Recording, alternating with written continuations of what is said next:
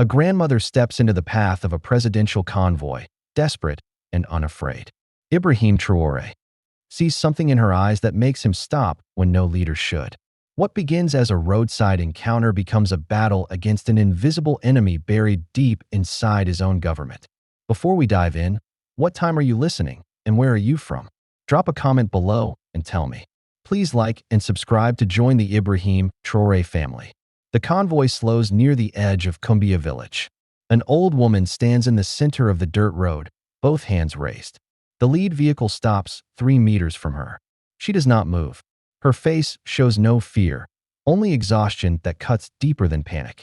Ibrahim Traoré steps out in his soldier uniform. The security team moves forward, but he raises one hand. He walks toward her alone. She speaks quickly, her voice cracking. Her grandson was taken 2 nights ago by men in official vehicles. They said he stole government property. They said he would face justice. But she knows her grandson. He has never stolen anything. Ibrahim listens without interrupting. When she finishes, he asks for the name. She gives it. He asks for the location. She points toward the district administration building. He nods once, then returns to the convoy. The vehicles move forward, but one stays behind. An officer begins taking notes. The convoy does not return to the capital. It turns toward the district office in Rio. Ibrahim sits in silence, replaying the woman's words. Something about her story felt incomplete. Not because she lied, but because someone else did. They arrive at the district administration building. The Burkina Faso flag hangs above the entrance, barely moving in the still air. Ibrahim enters without announcement. The staff freezes. He asks for the detention log from 2 nights ago. The clerk hesitates, then opens a cabinet. The book is placed on the desk. Ibrahim scans the entries. The boy's name is not there. He asks for the vehicle dispatch log. Another book appears. No record of any official transport to Cumbia on that night. Ibrahim closes the book slowly. He looks at the clerk. The clerk looks at the floor. Someone erased the boy from the system before he was even processed. Ibrahim leaves the building and makes a call. Within an hour, a team arrives from the capital. They are investigators he trusts, men who served with him before he became president. He gives them the grandmother's information and one instruction. Find the boy. Find who took him. Do it quietly. The investigators split into 2 groups. One tracks the vehicle descriptions the grandmother provided. The other follows the money trail of recent government contracts in the region. Both paths lead to dead ends within hours. No vehicles matching the description are registered to any official department. No contracts show unusual activity. But one investigator notices something odd. A fuel requisition form from the night of the arrest. It shows a vehicle refueling at a station near Cumbia. The vehicle identification number does not match any government fleet registration. It is listed as a private contractor. The investigator traces the contractor. It is a small transportation company based in Kédougou. On paper, the company hauls agricultural supplies. In practice, it has no warehouses, no storage facilities, and no employees beyond 2 names on the registration documents. One of those names is a former police captain dismissed 3 years ago for undisclosed reasons. Ibrahim receives this information while inspecting a military outpost near Dori. He reads the report twice, then orders his security chief to locate the former police captain immediately. Do not arrest him. Do not approach him. Just watch. 2 days pass. The investigators return with a folder. Inside are photos of a hidden holding site 20 kilometers outside Rio. It is not a prison. It is not a police station. It is a warehouse owned by a logistics company. The company has contracts with 4 government ministries. The boy is being held there with 11 others. All young. All accused of crimes that do not exist in any official record. Ibrahim reads the file twice. The pattern is clear.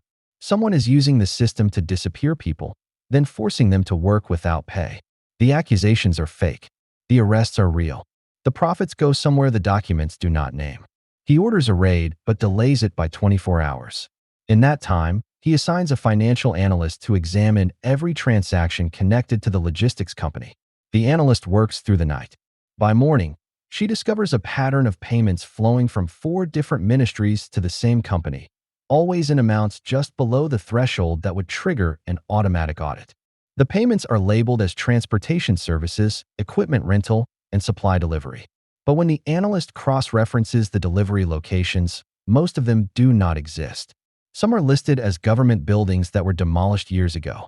Others are addresses in villages that have no government presence at all. Ibrahim studies the report in his office at the presidential palace. The Burkina Faso flag stands behind his desk, a silent witness to what he is beginning to understand. This is not about one boy or one warehouse. This is a system designed to extract money from the government while providing nothing in return except invisible labor from people who officially do not exist.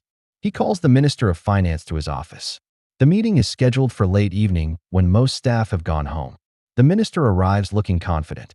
Ibrahim places the analyst's report on the desk between them. He does not speak. He simply watches. The minister picks up the report. His confidence fades with each page. When he finishes reading, he places it back on the desk carefully, as if it might explode. He says the transactions were approved through normal procurement channels. He says every payment was authorized by the appropriate deputies. He says he personally reviews nothing below a certain threshold. Ibrahim asks what that threshold is. The minister names a figure. Ibrahim points to 3 payments in the report. All of them are just below that threshold. All of them were processed within the same month. The minister's face loses color. He says he will investigate immediately. Ibrahim tells him not to. He tells him to continue processing everything exactly as before. The minister looks confused but nods. He leaves the office without asking why. The raid happens at dawn.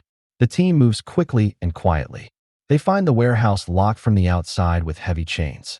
Inside, 12 people sit on the floor in near darkness. The boy from Cumbia is among them. His hands are calloused. His eyes are hollow. He has been loading trucks for 2 days without food or rest. The team brings them out. Medical staff arrive. Ibrahim watches from a distance.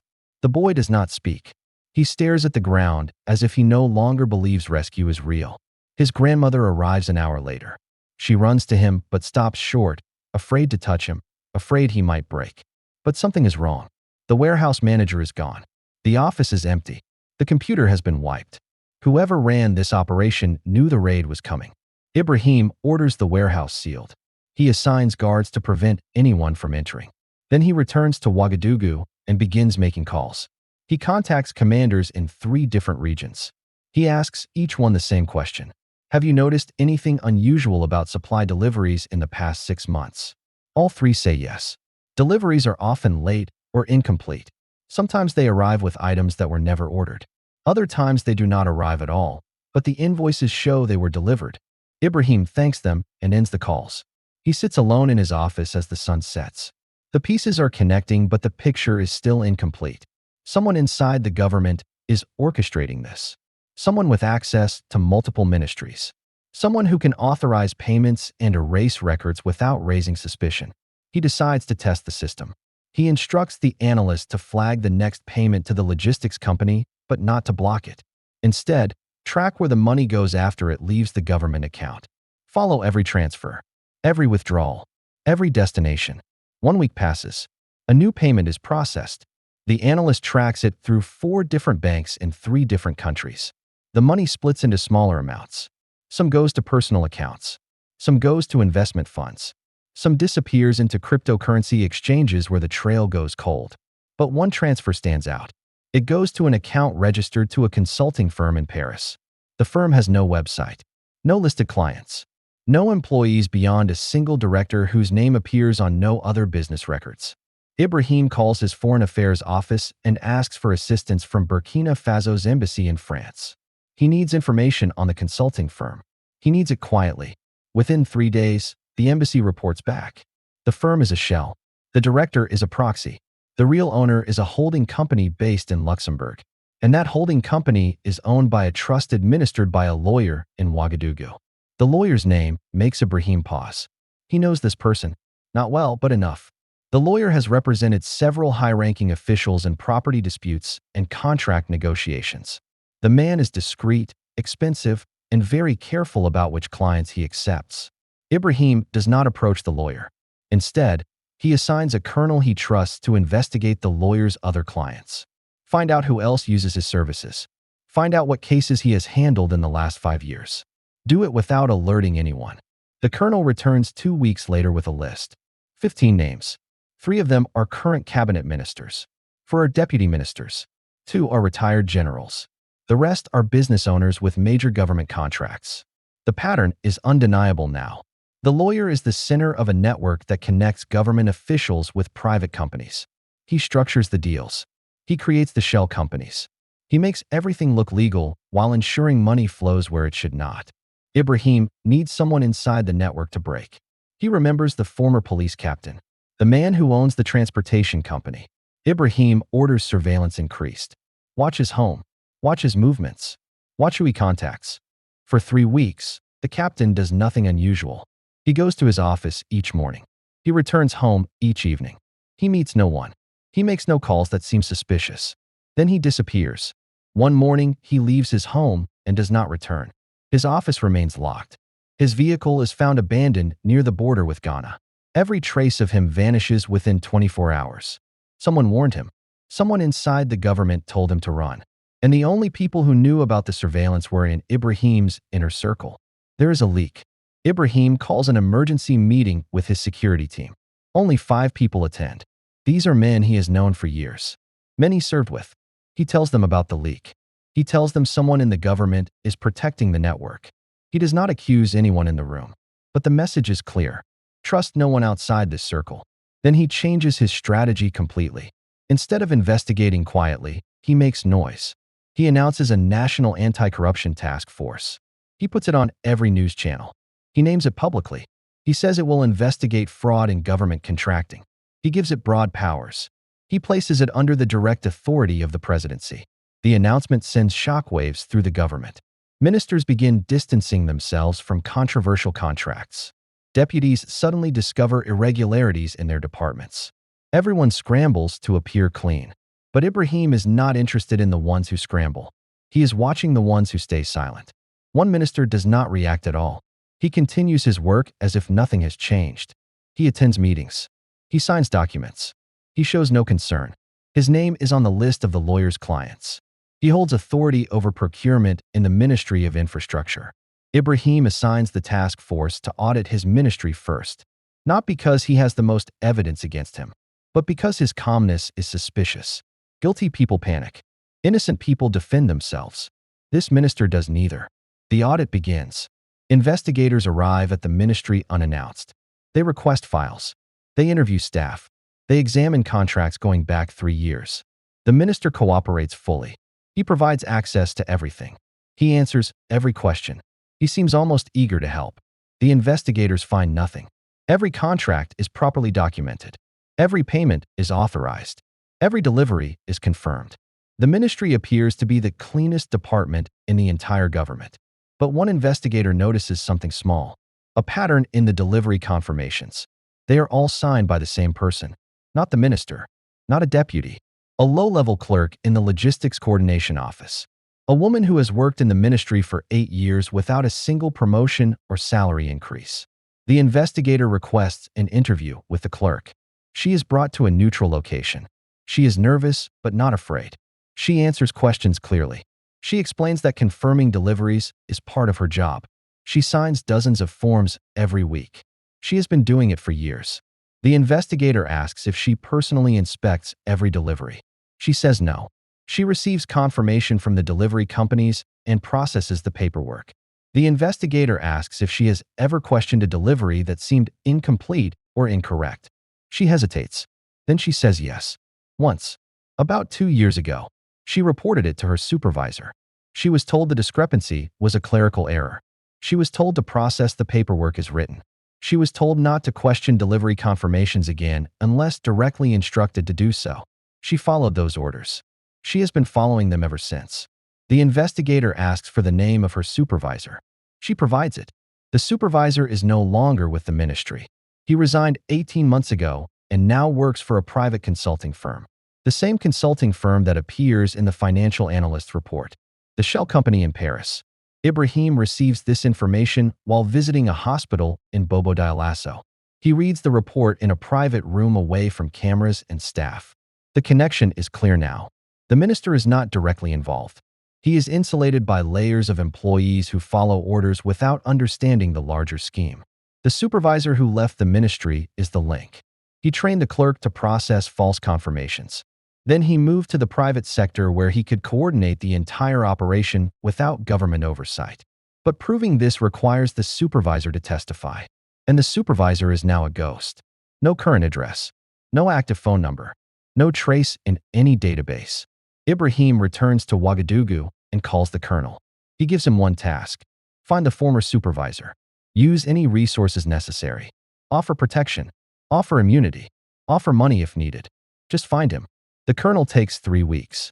He tracks the supervisor through old associates and family connections. The man is living in Abidjan under a different name. He works for a shipping company. He has no official ties to Burkina Faso. He has built a new life far from the network he once served. The colonel makes contact through an intermediary. He does not threaten. He does not pressure. He simply delivers a message. Ibrahim Traoré wants to talk. No arrest. No charges. Just a conversation. In exchange, full protection and a guarantee of safety. The supervisor agrees to meet. Not in Burkina Faso. Not in Côte d'Ivoire. In a neutral location. Accra. The colonel arranges everything. Ibrahim flies to Ghana without announcement. No media. No official delegation. Just 2 security officers and the colonel. They meet in a private residence away from any embassy or government building. The supervisor is younger than Ibrahim expected. Nervous, but not terrified. He sits across from Ibrahim and waits. Ibrahim does not waste time. He explains what he knows. He explains what he suspects. He explains that the network is being dismantled whether the supervisor helps or not. But with his testimony, the process will be faster and more complete. Without it, some people will escape. Some will rebuild. The supervisor listens in silence. When Ibrahim finishes, the man asks what happens to him if he testifies. Ibrahim says he will have protection. He will have immunity from prosecution. He will have a new identity if he wants it. But he will also have to live with the knowledge that he helped destroy something he once built. The supervisor considers this. Then he says he wants one more thing. He wants the people who were forced to work in the warehouses to know that he is sorry. He wants them to hear it directly from him, not through a lawyer or a statement. Face to face. Ibrahim agrees. They return to Ouagadougou 3 days later. The supervisor is placed in protective custody. Arrangements are made for him to meet with the victims. 23 of them agree to see him. The meetings happen over 2 weeks. Each one is private. Each one is painful. The supervisor does not make excuses. He does not ask for forgiveness. He simply tells them what he did and why. He tells them he believed he was just processing paperwork. He tells them he convinced himself it was not his responsibility to question orders. He tells them he was wrong. Some of the victims walk out without speaking. Others shout at him. A few listen quietly and nod when he finishes. The boy from Cumbia is among the last to meet with him. He sits across from the supervisor for 5 minutes without saying anything. Then he stands and leaves. No words. No emotion. Just silence. After the meetings, the supervisor provides his testimony. He names 17 people involved in the network. He describes how contracts were falsified. He explains how payments were split and laundered. He details the entire system from the inside. He reveals something Ibrahim did not expect. The network has been operating for 7 years. It started small with just a few fake contracts, but it grew systematically over time. New officials were recruited. New shell companies were created. New warehouses were established in remote locations across the country. The supervisor knows the location of 3 other holding sites. One near Dadagu, one outside Fada Gourma, one in the rural areas beyond Gawa. Each site holds between 8 and 15 people. All of them arrested on false charges. All of them working without pay. All of them erased from official records. Ibrahim orders simultaneous raids on all 3 locations. The operations happen before dawn. Teams move in coordinated strikes. They find exactly what the supervisor described. 27 people total. Some have been held for weeks. Others for months. One woman has been missing for almost a year. Her family believed she was dead. The rescues are broadcast on national television. Families are reunited in front of cameras. The images spread across social media. Public outrage builds like a wave. People demand answers. They demand justice. They demand to know how this happened under their government's watch. Ibrahim addresses the nation that evening. He speaks from his office. The Burkina Faso flag stands behind him. He does not minimize the situation. He does not make excuses. He explains what was discovered. He explains what is being done. He explains that some officials will be arrested.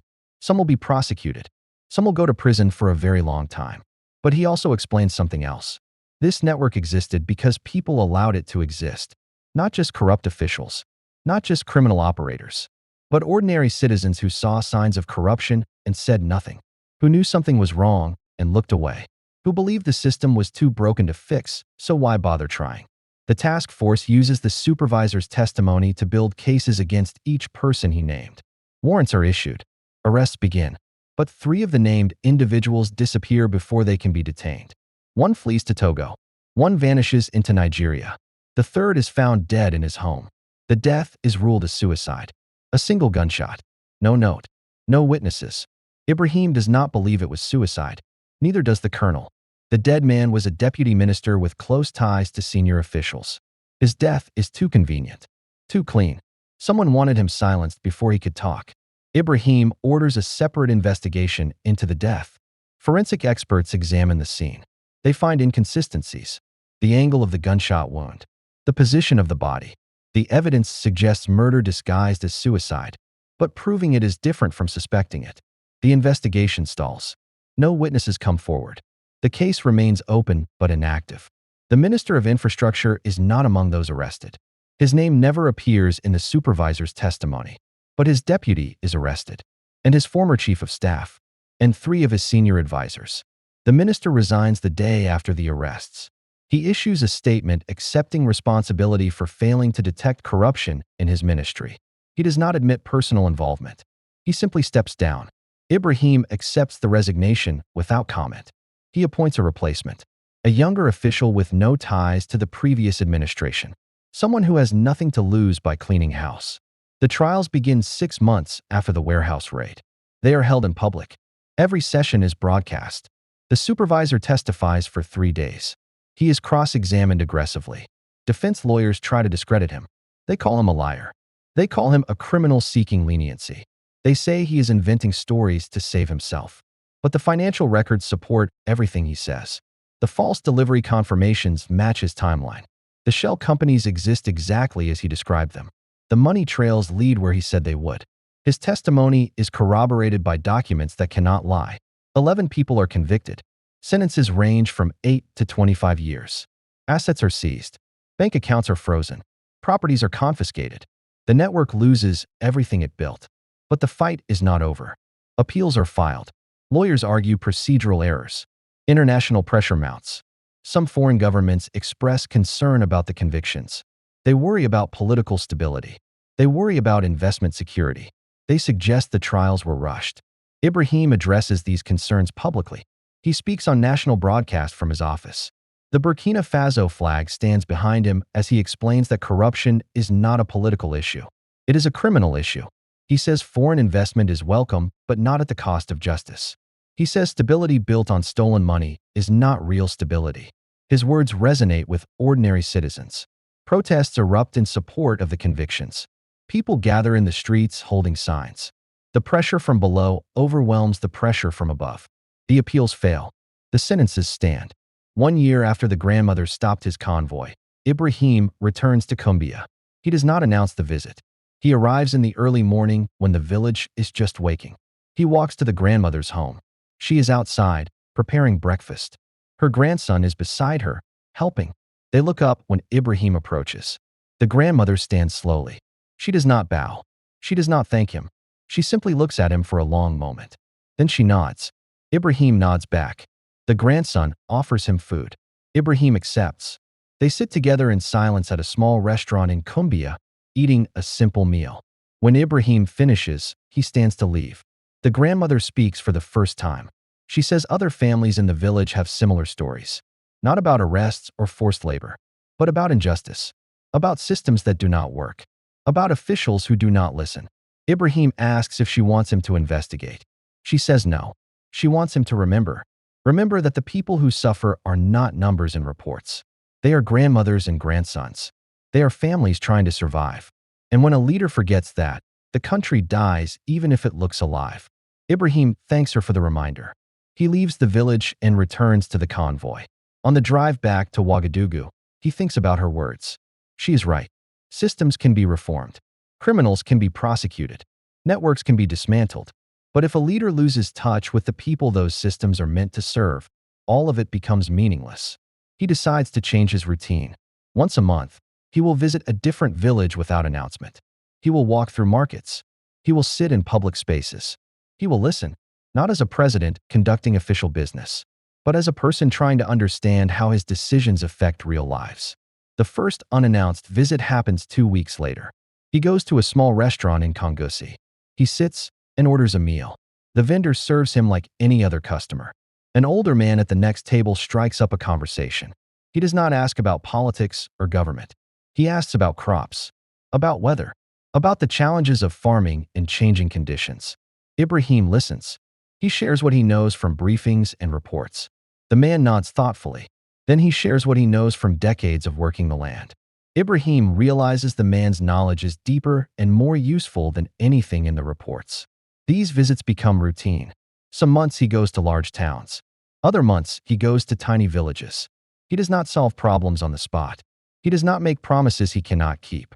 He simply listens and remembers. 2 years after the grandmother stopped his convoy, Ibrahim receives a letter. It is from the boy who was held in the warehouse. The boy is now a young man. He has opened a small business in Convoy. He employs 6 people. He pays fair wages. He treats his workers with dignity. The letter is short. It thanks Ibrahim for listening to his grandmother. It thanks him for acting when action was needed. It says the warehouse experience taught him something important. Systems are built by people. They can be corrupted by people, but they can also be fixed by people. He is building his business to be part of the solution. Ibrahim reads the letter 3 times. Then he files it carefully. He does not respond. The letter does not need a response. It is not asking for anything. It is simply telling him that the fight was worth it. 3 years pass. Ibrahim is sitting in his office reviewing a routine security report. The Burkina Faso flag behind his desk has become so familiar he barely notices it anymore. The report mentions something that catches his attention. A minor incident at a checkpoint near Dadagu. A transport truck was stopped for inspection. The cargo manifest listed agricultural equipment. The actual cargo was something different. Ibrahim almost dismisses it. Paperwork errors happen, but something makes him pause. The detail is too familiar, too similar to patterns he has seen before. He makes a call. He asks for the full incident report. He reads it carefully. What he finds is disturbing. A new network is emerging, different from the first, more sophisticated, more hidden. This one does not use forced labor. It uses phantom deliveries. Government money pays for equipment that never arrives. The cycle repeats. Ibrahim realizes the fight is starting again. The people have changed. The methods have evolved. But the corruption remains. It adapts. It learns from past failures. It finds new vulnerabilities to exploit. He calls the colonel. He briefs him on what he has found. He gives him the same instruction as before. Investigate quietly. Follow the money. Find the network. Do not alert anyone. Months of investigation follow. The colonel and his team trace financial flows. They identify shell companies. They track payments across borders. What they discover is larger than the first corruption case. More money is involved. More officials are implicated. But there is a difference this time. The network has learned from the previous exposure. It has built-in protections, multiple layers of deniability, offshore accounts, encrypted communications. This is not amateur corruption. This is organized, systematic, protected. Ibrahim knows taking down this network will be harder. The evidence will be harder to gather. The conspirators will be harder to flip. But he also knows something else. The people of Burkina Faso have changed. They have seen corruption exposed before. They have seen justice delivered. They believe it can happen again. The investigation continues for 18 months. Slowly, carefully, building an airtight case. When they finally move, it is with overwhelming force. Arrests happen simultaneously in 5 cities. Accounts are frozen. Evidence is secured. The network collapses in a single coordinated strike. The trials that follow are even more complex than the first round. But the outcome is inevitable. The evidence is too strong. Convictions follow. More officials go to prison. More assets are seized. For years after the grandmother stopped his convoy, reporters ask Ibrahim if the corruption is finally gone. He gives them the same answer. Corruption is never gone. It is like weeds in a garden. You can pull them out, but if you stop watching, they grow back. But something has changed. People now expect accountability. They expect transparency. They expect leaders to answer for their actions. That shift in expectation is more powerful than any law. And that is the real victory. Not eliminating corruption completely, but creating a country where people believe it can be fought, where a grandmother can stop a presidential convoy, where a leader will listen, where justice is possible. So if you like this video, please like and subscribe for more videos like this.